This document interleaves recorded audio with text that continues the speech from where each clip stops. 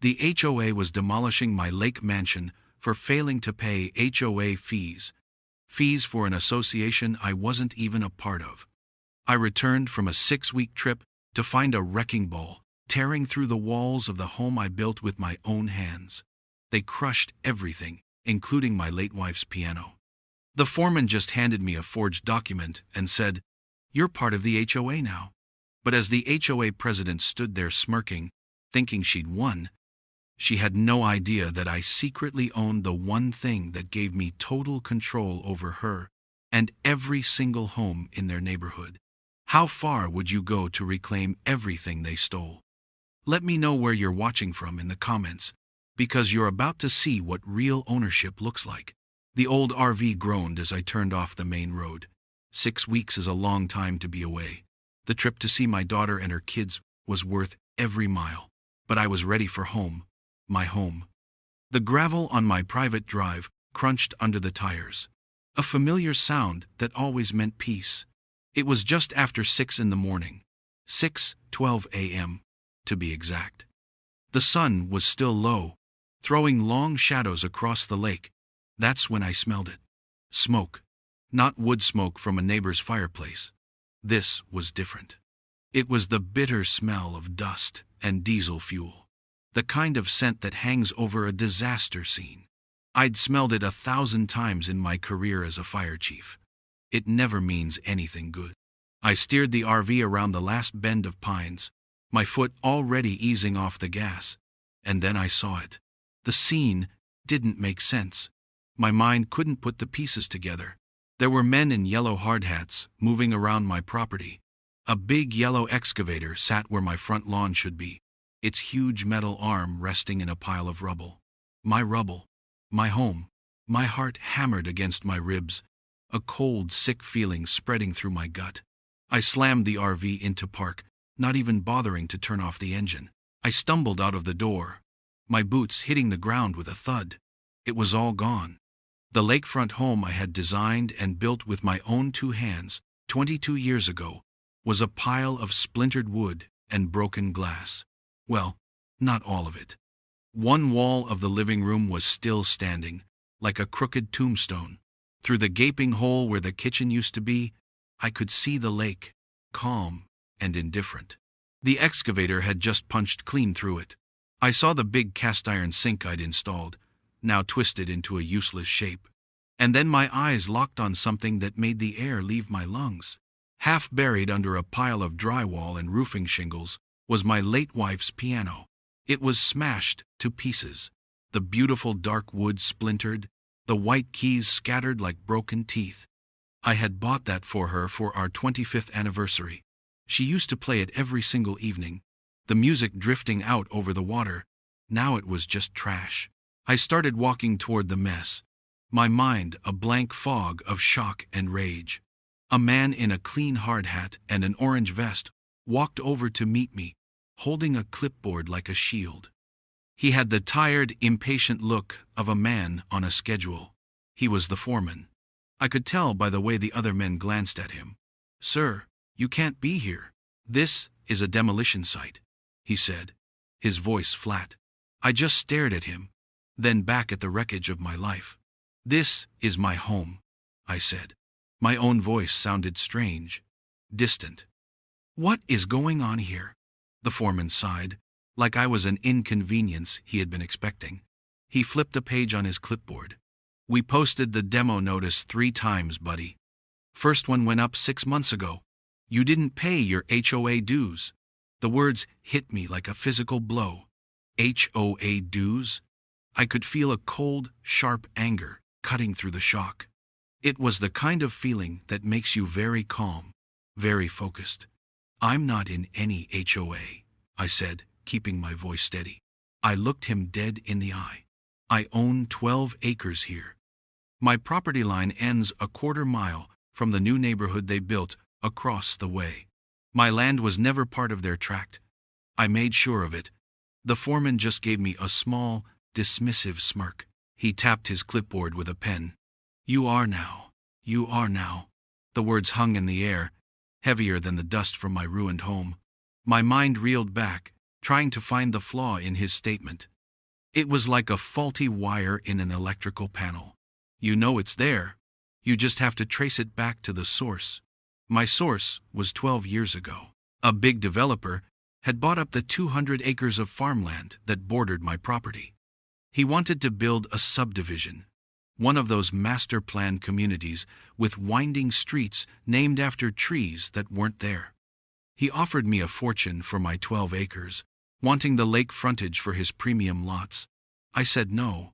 This land was where my wife and I had built our life. It wasn't for sale.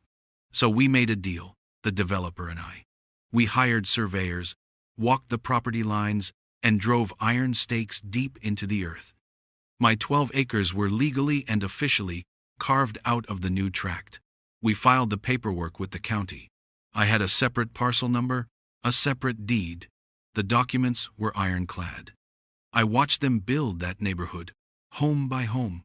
They called it Heron Creek Estates. They formed a homeowners association. I read their covenants, just out of curiosity. They were a thick stack of rules about lawn height, mailbox color, and what kind of flag you could fly. It had nothing to do with me. I was on the other side of the property line. The foreman's smirk told me he didn't care about deeds or surveys. He cared about the paper on his clipboard. He finally ordered his crew to stop for the day, seeing I wasn't going to leave. After they rumbled away, leaving me in the silence of my own disaster, I walked over to my mailbox at the end of the long drive. It was stuffed full. Junk mail, bills, and 2 official-looking envelopes. Both were from the Heron Creek Estates HOA. The first was a certified letter with a green return receipt card tucked inside. I hadn't been home to sign for it, of course. I tore it open. Inside was a notice dated 2 months prior. It claimed I was in arrears for 6 months of HOA dues, plus late fees, totaling nearly $3,000. It was formal, filled with legal-sounding phrases about liens and compliance. The second envelope contained a photocopy of what looked like the minutes from an HOA board meeting. A single paragraph was circled in red ink. It described a vote taken 4 months ago to retroactively annex my property into the HOA. The reason given was to ensure aesthetic cohesion for the community's lakefront view. They had voted to absorb my land, my home, and they had never even told me. I had been on the road, visiting my grandkids, while a handful of strangers on a power trip were voting my life away. My hands were shaking, not from fear, but from a rage so pure and cold it felt like ice in my veins. This was wrong. This wasn't just a mistake in paperwork. It was a deliberate land grab. I pulled out my phone and dialed the county records office. A pleasant-sounding woman answered. I gave her my name and parcel number and explained that my home was being demolished. I asked if the county had condemned it for any reason. "One moment, Mr. Whitaker," she said. I heard the quiet clicking of a keyboard. The silence stretched on. I looked at the splintered wood that used to be my porch, the porch where my wife and I drank coffee every morning. "No," the clerk said, her voice sounding confused. "I have no record of a condemnation order for your property. Your home had a clear certificate of occupancy. Your property taxes are paid in full." I took a slow breath. The foreman for the demolition crew said he had a permit, pulled by the Heron Creek HOA. More clicking. Then, a long pause. When she spoke again, her professional tone was gone. She sounded troubled. "Mr. Whitaker, this is very strange. I see the demolition permit you're talking about. It was pulled by the HOA, just like you said. But," she hesitated, "according to our official maps, your parcel isn't even in their jurisdiction. They have no legal authority over your property." The ice in my veins turned to steel. My training as a fire chief kicked in. You don't get emotional at the scene of a fire. You get facts. You find the point of origin. "Then who signed the order?" I asked, my voice flat. "Who authorized the permit?" There was another pause. "Sir, I probably shouldn't," she started, but I cut her off. "My name is Jack Whitaker. I was the fire chief for this county for 30 years. I know a thing or two about official documents. A crime has been committed here, and I need to see that signature." She must have heard the authority in my voice, the absolute lack of doubt. "All right, Jack," she said, her voice dropping to a near whisper. "I'm sending the PDF to your email right now." My phone buzzed a second later. I opened the file. It was the standard county demolition permit, and there, at the bottom, in the box labeled Property Owner Authorization, was my signature. Or at least, it was supposed to be. I stared at it. It was my name, in my handwriting. But it was too perfect, too clean. There were no variations in the digital ink, no pressure points. It looked sterile. And then I remembered. 8 years ago, a hailstorm had damaged my roof. I had to pull a permit for the repairs. I had signed the form at the county office on a digital pad. The signature was identical. They hadn't just forged my name. They had found an old permit in the county's digital records, copied my signature, and pasted it onto a demolition order for my own home. This wasn't an overreach. This was fraud. This was a felony, and they were going to pay for it. My RV became my command center. I sat at the small dinette table, my laptop open, the generator humming softly outside. Through the window, I could see the wreckage of my house, a constant, ugly reminder of what was at stake. The shock had burned away, leaving behind a cold, hard resolve. An engine needs fuel. My fuel was injustice. I wasn't just a victim. I was a fire chief who had spent his life investigating scenes, finding the point of origin, and figuring out who was responsible. This was no different. It was an investigation. The hunt for receipts had begun. I started with what I could control, my own records. I pulled up my email account, searching for anything from Heron Creek Estates HOA. Nothing. I checked my spam folder, my trash folder, nothing. They had claimed to send notices, but there was no digital trail. Fine. They said they posted notices on my property. I had security cameras installed 5 years ago after a few kids were caught fishing off my dock without permission. The system recorded to a hard drive and uploaded clips to the cloud whenever it detected motion. I logged into my account. I spent the next 3 hours going back 6 weeks, then 2 months, then 6 months. I watched every single clip. I saw the mailman coming and going. I saw deer nibbling at the bushes. I saw a family of raccoons trying to get into my trash cans. What I never saw, not once, was a single person walking up to my front door to post a notice. The camera would have caught them. They lied. It was a simple, provable lie. That was step 1. Step 2 was to find out who they were. A quick search online led me to the Heron Creek Estates HOA website. It was mostly generic, filled with pictures of happy families and reminders about lawn maintenance.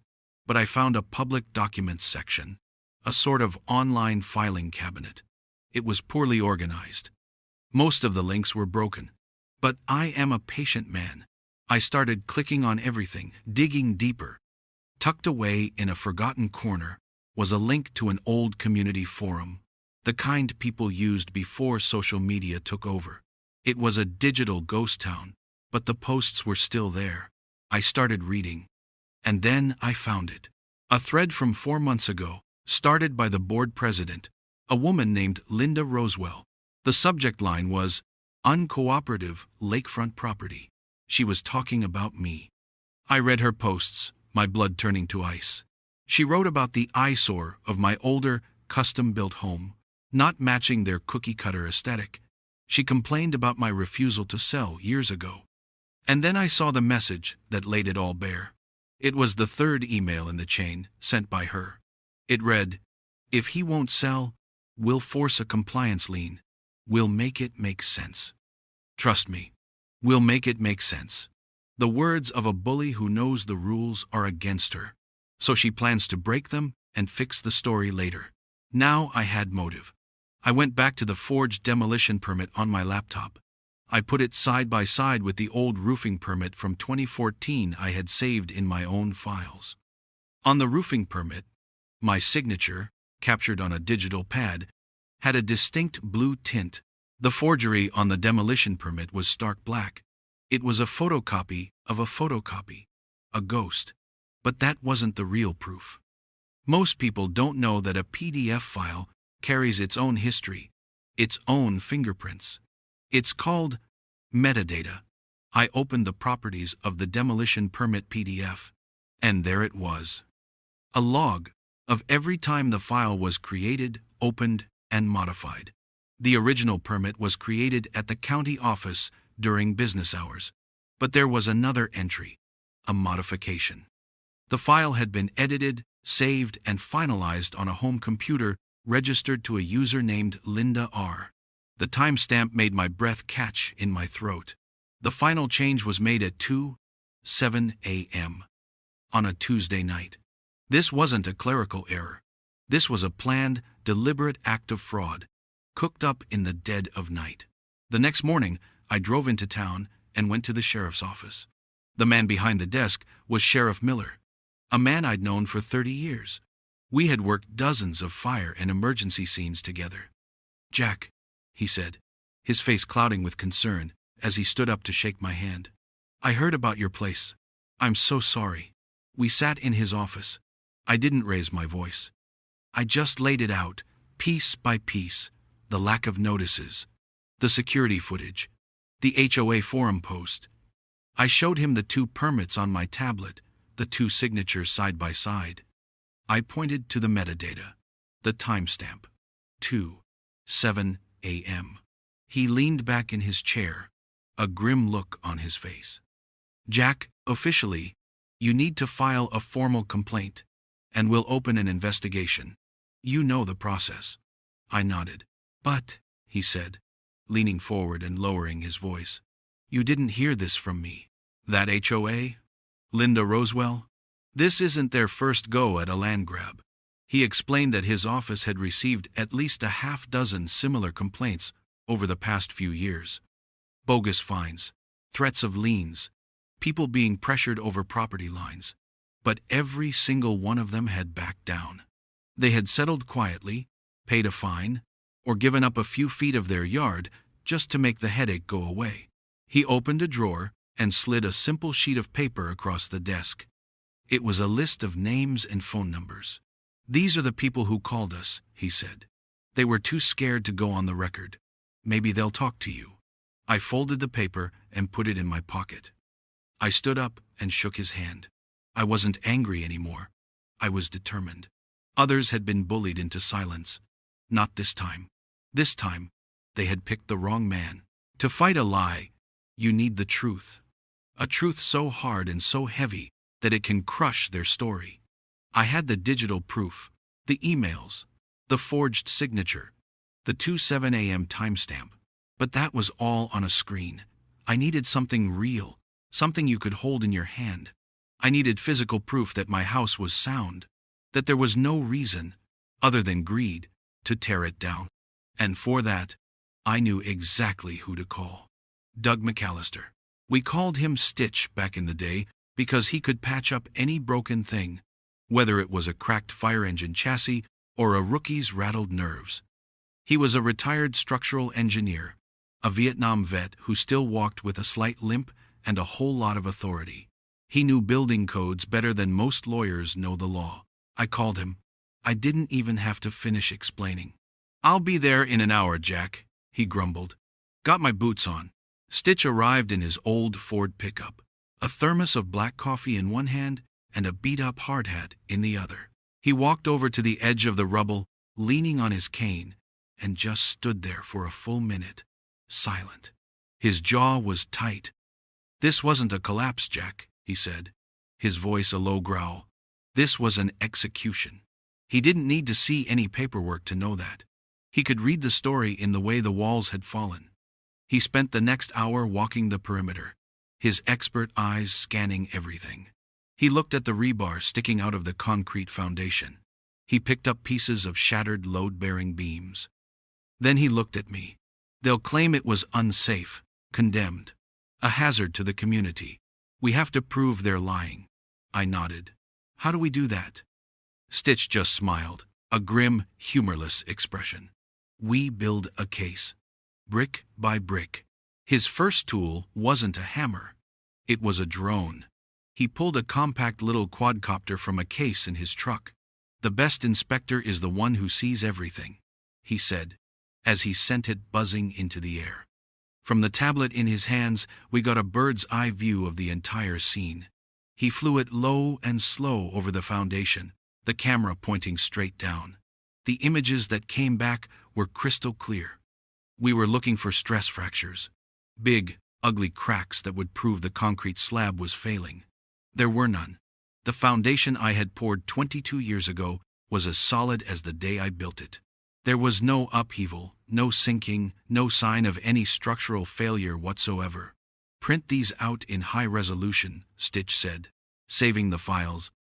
Exhibit A. The foundation was sound. Next, he had me pull out my original blueprints and construction permits. He spread them out on the hood of his truck. He traced the lines with his finger. 1/2-inch rebar, 12 inches on center, double-joisted floor supports, hurricane ties on every rafter. Jack, you didn't build a house. You built a fortress. I'd have signed off on this structure for 100 years. That's when he zeroed in on the next step. If the house wasn't failing, he said, tapping the blueprints, they would have needed an inspection report saying it was. A licensed inspector has to sign off on a condemnation before a demo permit can even be issued for safety reasons. Get me a copy of that inspection report. I went back to the county records office. This time, I knew what to ask for. I requested any and all inspection reports filed for my parcel number in the last year. The clerk returned with a single sheet of paper. It was an emergency structural inspection report, filed by the HOA 3 months ago. It was filled with vague terms like foundation settling and roof truss instability. At the bottom was a signature, above the type name of a state-licensed inspector I actually knew, a guy named Bill Johnson. I took a photo of it and sent it to Stitch. His reply came 2 minutes later. It was just one sentence. Look at the spelling. I zoomed in on the form. There it was. The inspector's last name was Johnson, spelled Johnssen. But on the form, clear as day, it was spelled Johnson, Johnsson. A man doesn't misspell his own name on an official document. It was another forgery. Sloppy. Arrogant. They never thought anyone would actually check. Later that evening, after Stitch had gone home with a list of codes they had violated, I was walking through the wreckage myself. I was numb, just putting one foot in front of the other. I stepped over what used to be the living room wall and saw a large flat piece of dark wood sticking out from under a pile of drywall. It was the lid from my wife's piano. I pulled it free. It was cracked clean in half, the beautiful polished finish spiderwebbed with scratches. As I ran my hand over the broken surface, my fingers caught on a small brass hinge. I remembered this. There was a small, shallow compartment inside the lid, where she used to keep her sheet music. On a whim, I pried it open. Inside, untouched by the dust and debris, was a small plastic thumb drive. I had no idea what was on it. I took it back to the RV and plugged it into my laptop. There was only one folder, labeled For the Kids. I clicked on it. It was full of video files. I opened the first one. My wife's face filled the screen. It was recorded a few months before she passed. She was sitting at the piano, smiling into the camera. She looked so happy. She started to talk, leaving a message for our grandkids, telling them stories about when their mom was a little girl. And then she looked right into the camera, as if she were looking right at me, right now. Her voice was as clear as I remembered it. Things break, she said, her smile turning soft. But they'll never take away what matters.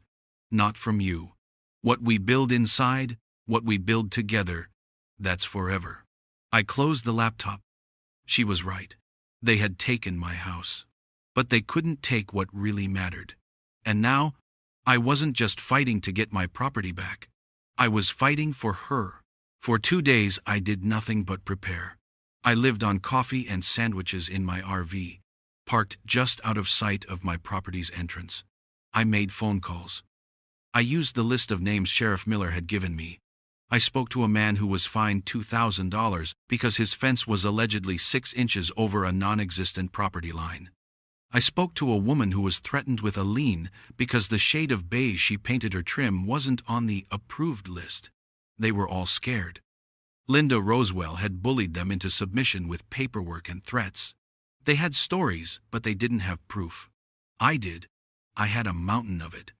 Stitch had sent me his final report, a 10-page document complete with high-resolution drone photos and citations of the exact building codes my home had not only met, but exceeded. I printed out everything. I made 20 copies and organized them into neat packets. Each packet contained the official county map showing my property lines, the forged demolition permit next to my real signature on the roofing permit, the fraudulent inspection report with the misspelled name circled in red, and Stitch's full engineering analysis. The final piece of my preparation was a small, digital audio recorder, informing them that the work order they received was based on fraudulent documents and that their equipment is currently parked on my private land. That's when the residents' anger turned from me to Linda. A man stood up, jabbing his finger at her. "You knew this? You knew he owned the roads and you never told us?" Another woman cried out, "Our property values will be zero.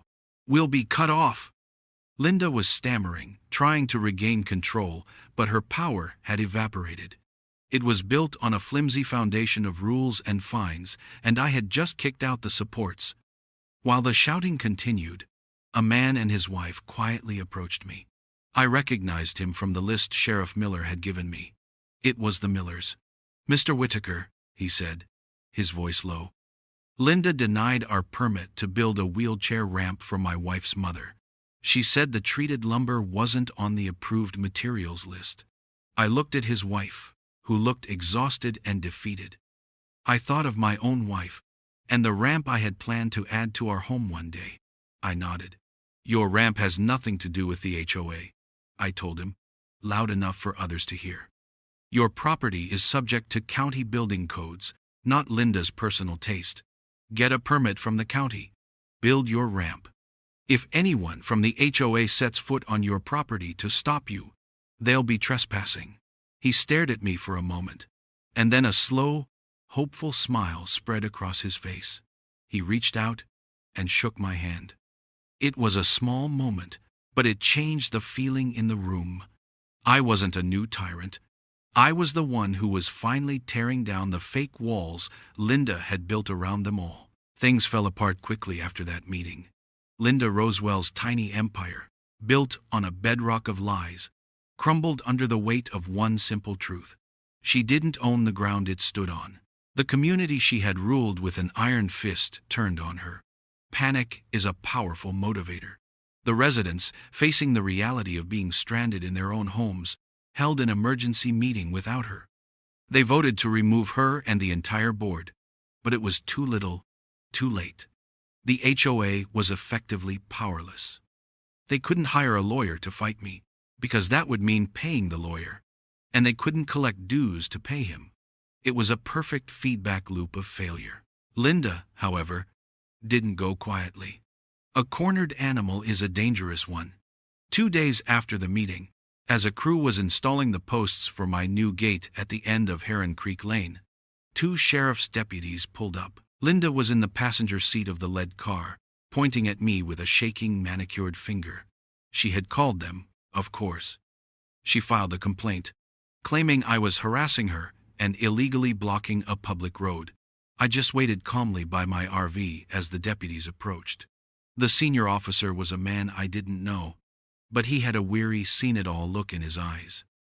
"Sir, we've received a complaint that you're obstructing a roadway. Ma'am here says you're trying to trap these people in their homes." I didn't argue. I didn't raise my voice. I simply said, "Sir, may I show you the title and plat map for this land?" I invited them into my RV and laid the documents out on the small table. I showed him the official county plat map with the clear property lines marking my 12 acres and the 100+ acres I had purchased out of bankruptcy. I showed him the title to the road itself.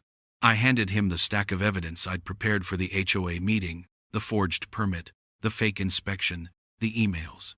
He read through them silently, his expression growing more and more grim.